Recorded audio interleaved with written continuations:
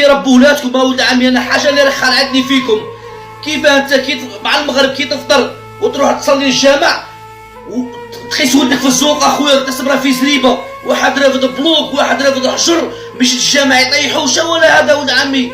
عادكم ولادكم خوتي ربوهم ما ديما فيها والو خويا. كل واحد كيما قلتي تشدي بنته والراجل يشد ولده، زير شويه ولد عمي. راه برا بالبلوك التطيح الصوبيتي ما تحمش راسك، بعد يجي مفلق ولا تصرى له حاجه.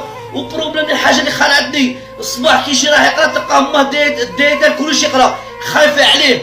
الصباح خايفه عليه وفي الليل طلقتها في زريبه. كنت صرا له حاجه ولد عمي تسمناش في زوقه ولد عمي. سيفري السور كاع لعبنا بصح اللعب من لعب خويا العزيز، كل حاجه في بلاصتها. راقب ولدك شنو راه يدير، بالك ما تصرى له حاجه ومن بعد لك حتى تطفر خويا العزيز.